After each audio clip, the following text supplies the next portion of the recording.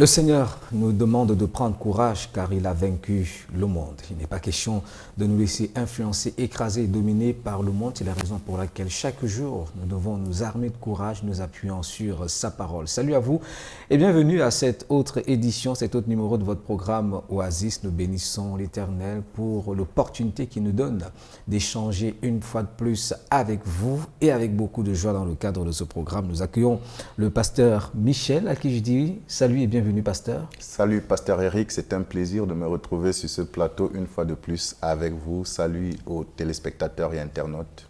Et ils sont de plus en plus nombreux, les téléspectateurs et internautes qui sont connectés à ce rendez-vous et qui, au travers de ces différents partages, sont édifiés. Nous vous disons déjà merci pour toutes vos réactions, pour tout cela qui, que ce soit sur Facebook ou sur YouTube, nous envoie quelques messages d'encouragement. Ne manquez pas de le faire et surtout de partager également ces émissions à ceux qui sont autour de vous. Pasteur Michel, aujourd'hui dans le cadre de notre édition d'Oasis, nous allons parler de comment est-ce que nous pouvons être productifs pour Dieu, car il est important pour nous de le savoir. Lorsque Dieu place Adam dans le jardin, il le place pour un but bien précis, pour le cultiver. Tout à fait. Ce n'est pas juste pour bénéficier de ce que le jardin va donner, mais il doit travailler afin de produire.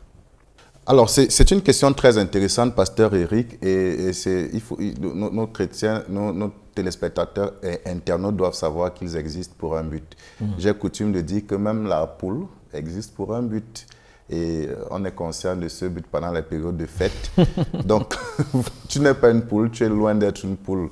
Chers téléspectateurs, chers internautes, tu existes pour un but. Il faut que tu en sois conscient. Il faut que tu vives pour ce but-là. De la même manière que Adam avait été placé dans le jardin pour le cultiver et qu'il existe pour un but. Dieu n'a pas créé l'homme sur la terre juste pour qu'il soit une décoration dans le monde. Et qu'il soit oisif. Il n'a pas créé l'homme à son image pour qu'il soit juste un occupant de la terre pour faire le décor de la terre. Il faut qu'il soit utile, il faut qu'il soit productif sur la terre, dans l'espace qui lui est alloué et dans sa génération. Et justement, nous allons parler de comment être productif. C'est vrai que quand on dit être productif, certains pourraient se demander, est-ce qu'on va cultiver un champ? Qu'est-ce que cela signifie? Non, être productif, ça signifie simplement porter du fruit dans sa vie. Ça signifie vivre une vie d'impact. Ça signifie accomplir sa raison d'être. C'est ça, être productif. J'ai été placé dans le monde, dans cette localité, dans ce quartier, dans cette nation, pour un but. Ce but est accompli, est réalisé par ma vie. Ce n'est rien d'autre que ça, le fait d'être productif. Et ce qu'il faut savoir, c'est que pour être productif, il faut pouvoir vivre selon des priorités. Si on vit juste une vie au gré des circonstances, au gré des opportunités, au gré des graines de maïs que l'on rencontre, on ne saurait être productif. Mais il faut savoir ce pourquoi je vis et à chaque instant, qu'est-ce qu'il est important de faire. Nous rencontrons dans nos journées plusieurs choses qui sont d'une importance capitale, d'une importance majeure, certaines qui sont bonnes, qui sont intéressantes. Mais est-ce que toutes valent la peine d'être faites? Oui. C'est la question qu'il faut se poser. Jésus ne faisait pas tout. Tout ce qui se présentait à lui, il ne faisait pas. Il avait un certain nombre de priorités. Et chaque jour, il disait à ses disciples, il faut que je fasse telle chose. Il faut que je fasse telle chose. Quand je lis dans le livre de Luc, chapitre 4, verset 43, la Bible dit, mais il leur dit, il faut que j'annonce aux autres villes la bonne nouvelle du royaume de Dieu, car c'est pour cela aussi que j'ai été envoyé. Pendant que ses disciples le suivaient, et voulait qu'il continue d'accomplir des miracles auprès d'eux. Dans Jean chapitre 3, verset 14, la Bible dit, et comme Moïse éleva le serpent dans le désert, il faut de même que le Fils de l'homme soit élevé. Donc il savait qu'il vivait pour mourir sur la croix et il était engagé, et c'est à ça qu'il était engagé. Il était déterminé à accomplir cette raison d'être là. Donc, il y a un certain nombre de choses. Chaque jour, un jour, on est venu lui dire, va-t'en d'ici car Hérode veut te tuer. Il dit non, allez dire à ce renard, voici je chasse les démons et je fais des guérisons aujourd'hui et demain et le 3e jour j'aurai fini. Mais il faut que je marche aujourd'hui, demain et le jour suivant, car il ne convient pas qu'un prophète périsse. Donc, il disait, aujourd'hui, il fallait qu'il chasse les démons et qu'il guérisse les malades dans cette localité. Ce n'est pas les menaces d'un homme qui allait le détourner de cette priorité-là. Donc, nous ne nous détournons pas de nos priorités parce qu'il y a des choses intéressantes qui se présentent à nous, ou alors parce qu'il y a une menace qui arrive, ou parce que les médias ont annoncé telle chose, ainsi de suite. Nous devons avoir des « il faut » qui régissent notre vie. C'est vraiment la seule façon d'être productif. Il y a des bonnes choses, il y a des choses intéressantes, il y a des choses importantes, mais il y a des « il faut ». Et ce sont ces « il faut » qui nous rendent productifs. Ce sont ces « il faut » qui nous rendent productifs, ce qui implique qu'il faut avoir une vision claire de sa vie, Pasteur Michel. C'est important. Quand Jésus venait dans le monde, s'il pouvait vivre en fonction des priorités, s'il savait dire à chaque instant ce qu'il devait faire, ce qu'il fallait faire, c'est parce qu'il connaissait aussi dans une certaine mesure quelle était la finalité de sa vie, quel était le but pour lequel il existait, ce que vous appelez la vision. La vision, ce n'est rien d'autre qu'une projection dans l'avenir de sa vie. Et c'est très important que chacun se définisse une vision. Chers téléspectateurs, chers internautes, je voudrais t'encourager à ne pas vivre simplement une vie au jour le jour. Je voudrais t'encourager à te projeter, à avoir une vision de ton avenir, à avoir une vision de ce que tu veux devenir dans 3 ans, dans 5 ans, dans 10 ans, de ce que tu vas accomplir, de là où tu veux aller. Cette vision-là, c'est la première étape pour pouvoir vivre au quotidien selon le « il faut ». Quand on prend l'exemple de Joseph, qui avait dans son enfance une vision, en fait, une vision qui s'est répétée à 2 reprises. Une première fois, il a vu la lune, le soleil et les étoiles venir se prosterner devant lui. Une autre fois, les gerbes qui se sont prosternées devant la sienne.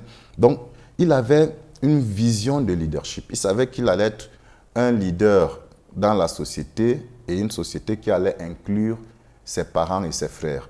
Donc, quand on regarde comment il a vécu par la suite, après avoir reçu cette vision-là, il savait qu'il y a des choses qu'il ne peut pas faire parce qu'il fallait que sa vision s'accomplisse. Donc, quand la femme de Potiphar s'est présentée à lui et a été objet de tentation, il a dit non, je ne peux pas le faire. Il y a des choses qu'il faut que je fasse, mais il y a aussi des choses qu'il ne faut pas que je fasse. Donc, celui qui vit sur la base de ses priorités, déterminera ou bien saura aussi déterminer les choses qu'il ne faut pas qu'il fasse, de peur que son rêve, sa vision ne soit rendue floue ou ne s'accomplisse pas. Donc c'est important d'avoir une vision de sa vie. Une vision, ça pourrait ne pas être quelque chose de précis, de quantifié, quelque chose de détaillé, mais il faut quand même pouvoir se projeter, évidemment, par rapport au potentiel que l'on a, par rapport à ce qu'on aime, par rapport à ce dans quoi on se sent à l'aise, c'est important de se projeter. Quand on regarde l'exemple d'Abraham, qui était Abraham, Dieu lui avait communiqué une vision. Il lui a dit, je ferai de toi une multitude. Quand il lui a dit, quitte ta patrie, quitte la maison de ton père vers un pays que je te montrerai, je te multiplierai à l'infini. Donc la vision d'Abraham, c'était d'être le père d'une multitude. Et c'était une vision qui était alignée au potentiel qu'il avait déjà démontré par le passé, par rapport au moment où Dieu lui donnait cette vision-là. Quand on regarde comment est-ce qu'il a pris en charge Lot, le fils de son frère aîné qui était décédé, il s'est occupé de lui. Et même quand ils se sont séparés, il a continué à intercéder en sa faveur. Il allait même combattre quand il était attaqué pour reprendre possession de ses biens. Donc il avait démontré ce potentiel de père et la vision qu'il a eue était aligné à ce potentiel-là, était aligné à ce qu'il aimait et à ce qu'il faisait avec aisance. Et Dieu avait réitéré cette vision dans le livre de Genèse, chapitre 37, versets 5 à 11, et il lui a dit, regarde les étoiles, si tu peux les compter. Si tu peux les compter, telle sera ta postérité. Je ferai de toi le père d'une multitude. Et moi, c'est une histoire qui m'intéresse beaucoup parce qu'elle m'enseigne que moi, en tant que chrétien, ma vision ne doit pas être taillée sur mesure par rapport à mes capacités, par rapport à ce que je peux fournir, aux résultats que je peux obtenir sur la base de mes propres efforts humains. Elle doit être taillée à la mesure de Dieu. De Dieu. Et Dieu lui dit, regarde, si tu peux les compter. Et on sait clairement qu'il ne pouvait pas compter les étoiles. Donc, le chrétien doit avoir une projection de sa vie qui n'est pas fondée sur ses échecs, sur ses incapacités, sur les choses qu'il n'a pas pu accomplir, mais qui est basée sur Dieu, sur la grandeur de Dieu, sur les capacités de Dieu, sur les aptitudes de Dieu, sur la puissance de Dieu. Basé sur les capacités de Dieu, ce qui voudrait dire, en fait, que le premier pas vers la productivité dans la vie du chrétien avec le Seigneur, c'est d'abord la prise de conscience de son potentiel, mais aussi la vision qu'on définit de sa vie, ce qui inclut, je dirais, la notion de responsabilité. La Bible dit dans 1 Corinthiens, dans son chapitre 6 au verset 12, « Tout m'est permis, mais tout ne m'est pas utile. Tout m'est permis, mais je ne me laisserai asservir par quoi que ce soit. » Effectivement. Ce qui voudrait dire qu'il est question en fait de prendre conscience de ce que nous avons, nous pouvons, mais quand même, il y a des circonscriptions à respecter. C'est très important. Et quand on se projette de cette manière-là, quand on définit ce qu'on souhaite devenir, quand on définit ce qu'on souhaite accomplir, et une fois de plus, je parle à des chrétiens, ce que l'on souhaite accomplir pour Dieu et qui est à la mesure de Dieu, on ne se permet pas de faire n'importe quoi, même si ce sont des choses qui sont permises pour le commun des mortels. D'accord ? Je vais prendre le simple exemple de l'abstinence par rapport à l'alcool. L'alcool peut être permis au commun des mortels, mais pour quelqu'un qui s'est projeté par rapport à quelque chose de spécifique, de grand qu'il va accomplir pour Dieu, il peut s'imposer ce type d'abstinence et dire « je ne me laisserai pas asservir par ça » parce qu'il faut absolument que j'accomplisse de telles choses. Et même sur le plan séculier, les gens qui ont accompli de grandes choses, ce sont toujours des gens qui ont eu une grande vision, qui ont eu un rêve. Et qui se sont disciplinés. Qui se sont disciplinés en vue de l'accomplissement de ce rêve-là. Donc, je voudrais vraiment encourager chacun de nos internautes, chacun des disciples du Seigneur Jésus-Christ qui nous écoutent, à ne pas vivre comme si il vit pour une seconde sur la terre. Dieu a des projets pour toi. Il dit, je connais les projets que j'ai formés pour vous, projets de paix et non de malheur, afin de vous donner un avenir fait d'espérance. Projette-toi dans cet avenir-là. Imagine ce que tu veux faire pour Dieu, devenir pour Dieu, accomplir pour le royaume. Quelle est la grande contribution que tu vas apporter pour l'avancement du royaume, et commence à vivre chaque jour dans cette direction-là. Ceux qui n'ont pas de vision n'ont pas de boussole. La vision, c'est comme une boussole qui donne une orientation dans la vie. La vision, c'est aussi un facteur de motivation. Quand tu as une vision de là où tu vas, tu es motivé dans la petite activité que tu fais aujourd'hui parce que tu sais où elle te mène. Ouais. Si un élève sait par exemple qu'il deviendrait un pilote, et c'est ça sa vision, c'est ça son rêve, devenir un pilote, conduire des gros Airbus. Il ne fera pas les mathématiques par contrainte, il ne fera pas les mathématiques parce que sa mère le menace, oui. Mais il fera les mathématiques parce qu'il sait que ces mathématiques le conduisent vers cette vision qu'il a de sa vie. Et plusieurs sombrent dans la paresse, dans la procrastination, parce qu'ils ne rêvent pas. Ils n'ont pas de vision pour leur vie. Je voudrais t'encourager, il faut rêver, il faut avoir une vision, parce que Dieu, lui, il a un grand projet pour toi. Approche-toi de lui, prie et il te montrera les choses cachées. Il te révélera ce qui te concerne. La Bible dit les choses cachées sont à l'Éternel, mais les choses révélées sont à ceux qui le cherchent. Cherche la face de l'Éternel et tu recevras de lui la vision qu'il a de ta vie. Cherche la face de l'Éternel et tu recevras de lui la vision qu'il a de ta vie, une vision qui est certainement glorieuse et qu'il aimerait t'amener à manifester pendant que tu es sur la terre. Vous êtes avec nous et nous sommes très heureux de vous accompagner dans le cadre de ce programme. Nous allons, comme d'habitude, bien sûr, accueillir la chorale d'Integrity for All pour un moment de louange, une parole en musique qui va certainement davantage nous édifier. Juste après, nous reviendrons pour poursuivre et conclure cette émission. Nous parlons d'être productif pour Dieu. Comment le devenir? Comment le devenir? Nous en parlons juste après cette ponctuation.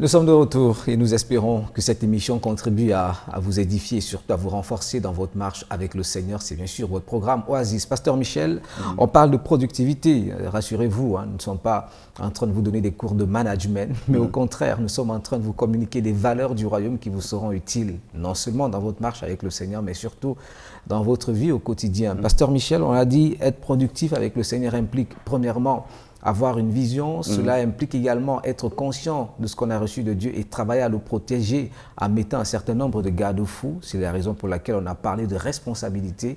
Et on a dit également, et ça j'ai aimé, vous l'avez dit, qu'il est important de rêver. Il est important de rêver. Il y a beaucoup de chrétiens qui ont cessé de rêver. C'est dommage. C'est vrai que nous sommes dans une société difficile où la projection de l'emploi pour les étudiants se limite parfois à faire du commerce à la sauvette, à faire de certaines activités que l'on pourrait... Qui relèvent de l'informel. Qui relèvent de l'informel. Oui. Merci pour le terme que je cherchais. Mais ça ne veut pas dire que nous devons baisser les bras et laisser tomber. Je voudrais te dire, Dieu a un plan pour ta vie. Je voudrais insister là-dessus. Dieu a un plan pour ta vie. Et il est important que tu aies une vision, que tu aies un rêve pour ta vie et que les difficultés présentes n'étouffent pas ce rêve. Ne laisse pas ce rêve mourir à cause des circonstances que tu traverses aujourd'hui. Et on a vu Joseph qui est passé par des circonstances difficiles. Oui. Il a été vendu par ses frères. Il a été accusé injustement. Il a fait la prison. Mais il n'a jamais perdu de vue son rêve. Il a gardé à l'esprit son rêve. Et je voudrais encourager chaque chrétien à ne pas perdre de vue et à ne pas laisser tomber son rêve. Joseph avait le rêve d'être un leader dans la société. Abraham avait le rêve d'être le père d'une multitude, bien qu'à 99 ans, il n'était pas encore père d'un enfant. Il n'avait pas encore obtenu de Dieu la manifestation de cette promesse-là, mais il est resté, la Bible dit, Abraham crut Dieu et cela lui fut imputé à justice. Je voudrais t'encourager, aie un rêve et crois Dieu pour l'accomplissement de ce rêve et cela te sera imputé à justice. Ça, c'est vraiment le point de départ d'une vie productive. Après, on a vu l'exemple d'Abraham qui avait pour rêve d'être le père d'une multitude. Le rêve de certains, ça peut être un évangéliste de renommée mondiale qui parcourt les pays africains pour annoncer l'évangile. Le rêve de d'autres, ça peut être pasteur d'une multitude et avoir plusieurs brebis que l'on nourrit, que l'on bâtit en Christ.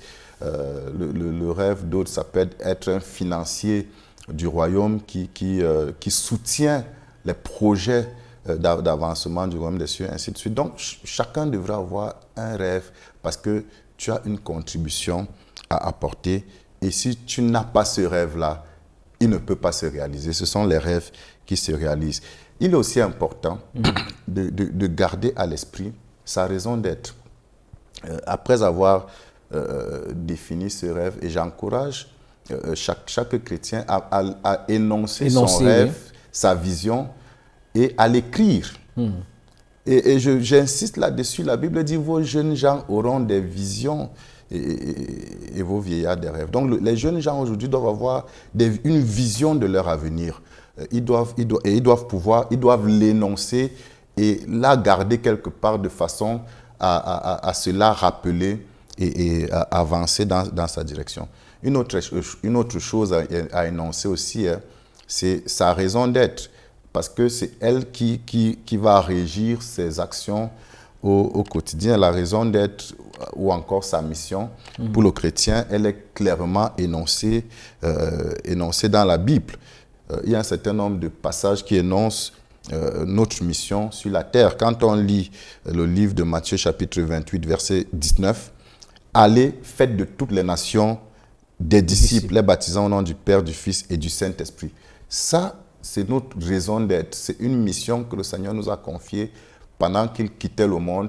Et il dit, je suis avec vous tous les jours jusqu'à la fin du monde. Donc, le disciple doit inscrire ça dans son cœur et le noter comme étant sa raison d'être dans son environnement et dans sa génération. Un autre aspect de la raison d'être du disciple, c'est dans Matthieu chapitre 5, versets 13 à 14. Vous êtes le sel de la terre, vous êtes la lumière du monde.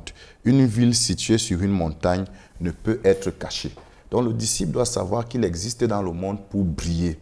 Il existe dans le monde pour donner de la saveur.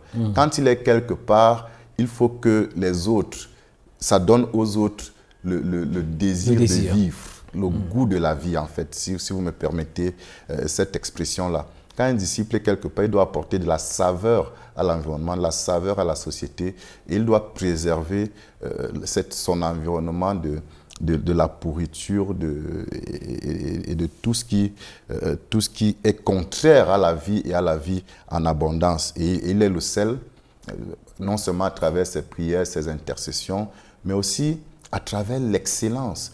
C'est à travers l'excellence dans ce que nous faisons que nous luisons et que nous impactons notre environnement. Donc, et le troisième aspect de notre mission est communiqué dans Ephésiens chapitre 3, verset 10. Il dit « Afin que les dominations et les autorités dans les lieux célestes connaissent aujourd'hui par l'Église la sagesse infiniment variée de Dieu. » Donc le troisième aspect de notre mission, c'est le combat spirituel. Jésus a paru pour détruire les œuvres du diable. Donc il faut que le chrétien, le disciple, sache qu'il a une mission sur la terre tridimensionnelle. La première dimension de sa mission, c'est la prédication de l'évangile, la proclamation de l'évangile.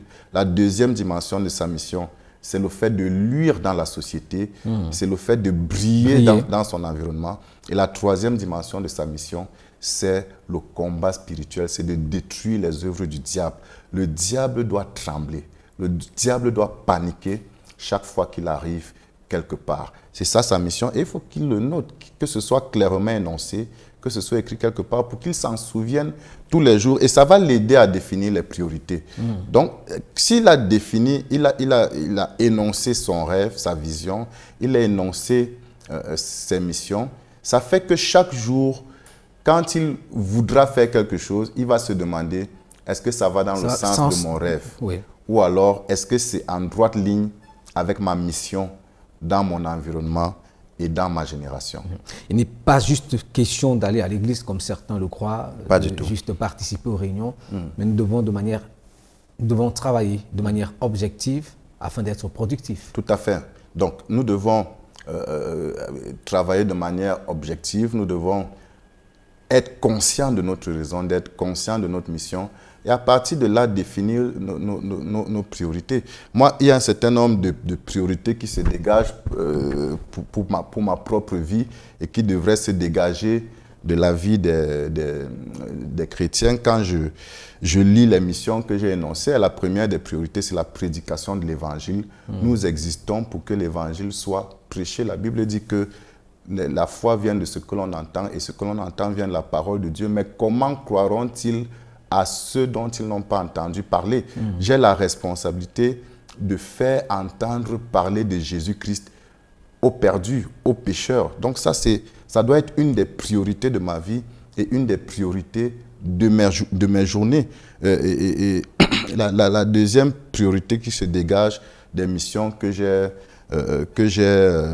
énoncées tout à l'heure, c'est la prière, c'est l'intercession, c'est le combat spirituel.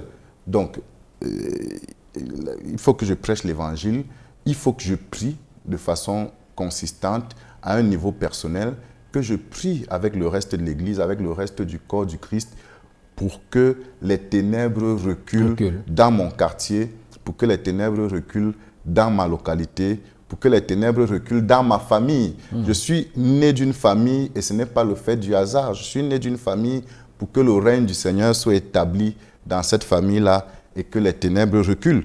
Il y a d'autres priorités qui se dégagent des missions que j'ai lues précédemment, notamment la priorité de travailler pour être excellent, travailler dans mon domaine pour pouvoir briller dans la société, pour pouvoir briller à l'école si je suis élève, à l'université si je suis étudiant, dans mon lieu de service si je suis un professionnel. Mais il faut que je brille par ma façon de faire et ma façon d'être.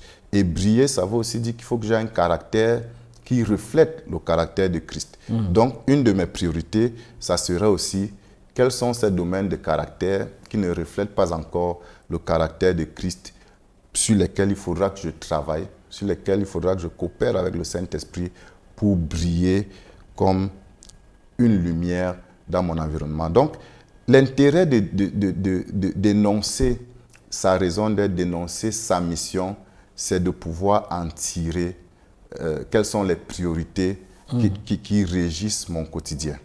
Quelles sont les priorités qui régissent mon quotidien et quelles sont les actions justement à mener? Parce qu'au-delà de définir les priorités, il faut également établir des actions. Effectivement, quand je prends la priorité de prêcher l'évangile, c'est quelque chose, c'est une priorité, c'est un énoncé assez générique. Il y a un certain nombre d'actions que je dois pouvoir poser et que je dois pouvoir identifier au début d'une année comme celle-ci.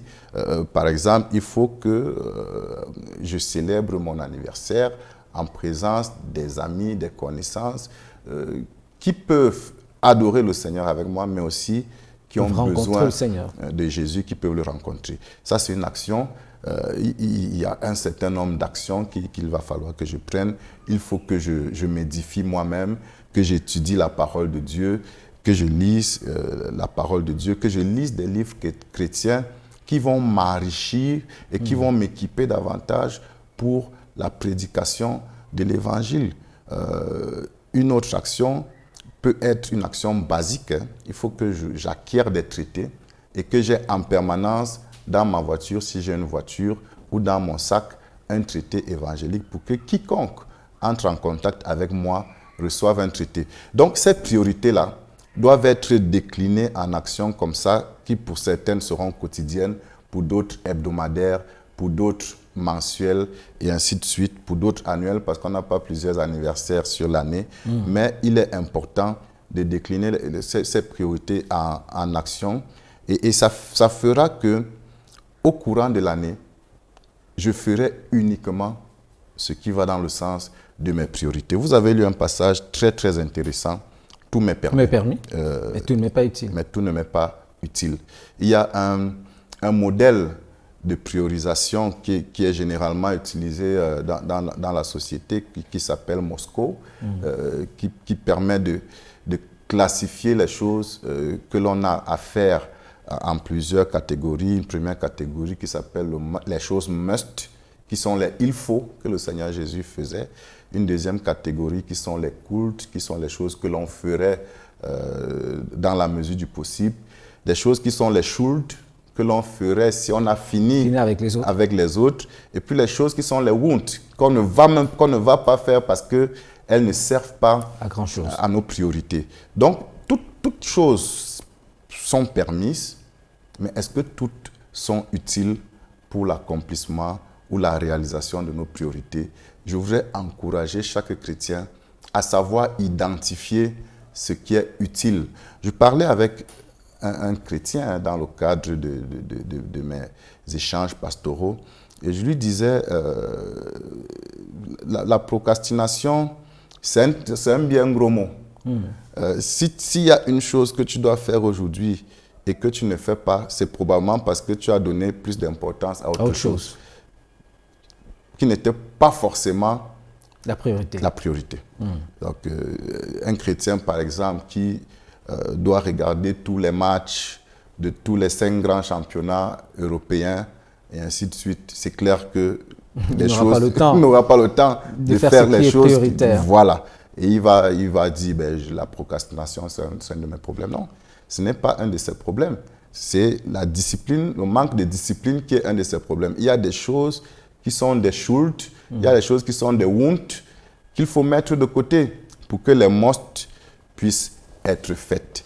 Et ça, c'est quelque chose de très, très important. Quelque chose de très, très important, et nous le souhaitons à tous ceux qui, bien sûr, nous regardent au travers de ces différentes plateformes. Pasteur Michel, qu'est-ce qu'il faut retenir en gros, s'il faut être productif entre les mains de l'Éternel et véritablement apporter des résultats concrets? Alors, ce qu'il faut retenir ne va pas forcément aller dans le sens de tout ce que j'ai dit précédemment. Oui. Ce qu'il faut retenir, c'est qu'il faut que Jésus vive en vous. L'apôtre Paul avait dit dans Galates chapitre 2, verset 20, « J'ai été crucifié avec Christ. Et si je vis aujourd'hui, ce n'est plus moi qui vis, c'est Christ qui vit en moi. » Et nous avons vu au début de cette émission que Jésus, pendant qu'il vivait dans le monde, a vécu selon des priorités. Et je voudrais te dire, chers téléspectateurs, chers internautes, si tu reçois Jésus-Christ dans ton cœur comme Seigneur et Sauveur personnel, Jésus vivra sa vie en toi et il t'amènera à vivre selon ses priorités. Donc, la priorité de ta vie, c'est de recevoir Jésus-Christ comme ton Seigneur et Sauveur personnel et il te conduira à travers ses priorités. Si c'est ce que tu veux, je vais t'inviter à faire cette prière de repentance et de foi avec moi. Seigneur Jésus-Christ, je reconnais que je suis un pécheur. J'ai péché contre toi et j'ai vécu une vie de désordre. Je n'ai pas tenu compte de tes priorités. Je me repens et je renonce à ma vaine manière de vivre. Pardonne mes péchés et purifie-moi par ton sang précieux. Je t'ouvre mon cœur pour que tu viennes y établir ta demeure. Fais de moi ton enfant et conduis-moi dans les sentiers de la justice. Je prends la résolution en ce jour, Seigneur, de vivre selon tes priorités et d'accomplir ta volonté. C'est en ton nom que j'ai prié. Amen. Amen. Tout m'est permis, mais tout ne m'est pas utile. On le retiendra et surtout, on retient « Je puis tout par Christ qui me fortifie », nous donne la capacité d'être utile également entre ses mains et nous ne pouvons rien sans lui. Pasteur Michel, merci. C'est un plaisir de servir, Pasteur Eric. Et on vous retrouvera certainement très bientôt pour un autre rendez-vous. Chers internautes, n'oubliez pas, vous pouvez partager ces différents programmes via les différentes plateformes YouTube et bien sûr Facebook. Mais surtout, nous attendons également vos réactions. Si vous avez quelques questions, nous serons heureux de vous répondre. Que le Seigneur vous bénisse. On se dit à bientôt. Shalom. Shalom.